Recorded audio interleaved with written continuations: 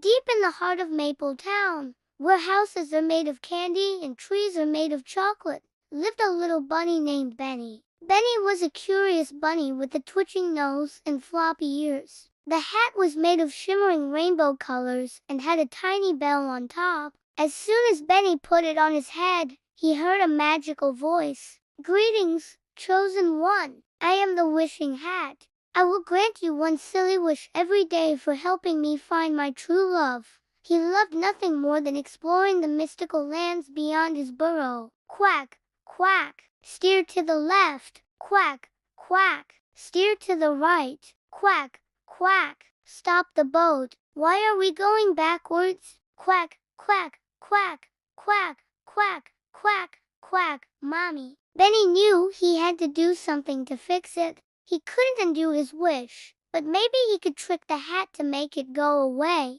Quack, quack, quack, quack, quack, quack, quack, Mommy.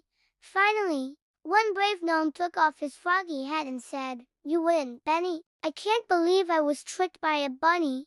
One by one, all the gnomes took off their hats, including the wishing hat. But Mama Roo didn't know what he was saying and just kept bouncing around, making Baby Roo even more upset. Benny took a deep breath and tried to think of a plan. Then he had an idea. Maybe if he made the hat laugh really hard, it might just take off the hats and turn everything back to normal. So Benny did his best to make the gnomes laugh even harder. Mr. Floaty couldn't steer the boat properly and crashed right into the bank, spilling chocolate all over himself. One sunny morning, while hopping through the wishing woods, Benny came across a funny-looking hat hiding under a toadstool. Mayor Mildred sounded like herself again, Mrs. Moppy again, and even Baby Roo was reunited with his mommy. As for the wishing hat, it went back to its box, waiting for a new adventure. But when Benny opened the door, he saw the most hilarious sight. The end. All the gnomes in the shop were wearing silly hats and making tons of wacky noises. Some sounded like frogs, others like monkeys, and one even sounded like a walrus. Benny couldn't stop laughing. Benny thought for a moment.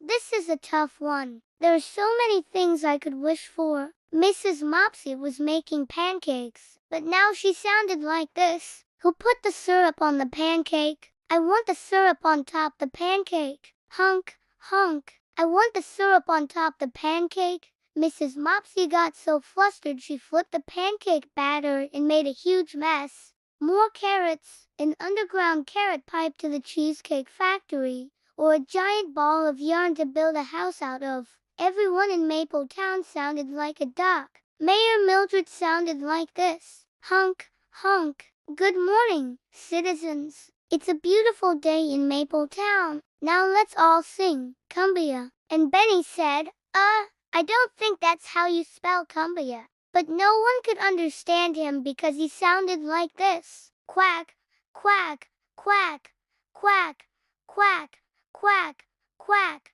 quack, quack, quack, quack.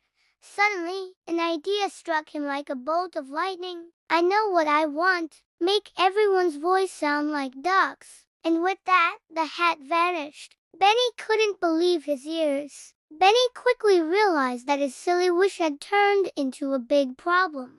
Down at the Chocolate River, Mr. Floaty was trying to steer his boat, but now he sounded like this. And poor little Baby Roo was trying to call for his mommy, but now he sounded like this. Everyone in Maple Town was having trouble talking like ducks, and if this continued, there would be total chaos. He started walking towards the wishing hat shop, which was run by a grumpy old gnome. Maybe the gnome could help him. The wishing hat must have made all these gnomes into wacky animals too. At first, they just giggled. Then one by one, they started to snicker. Benny was so happy. Everything was back to normal. And that is the story of Benny and the wishing hat.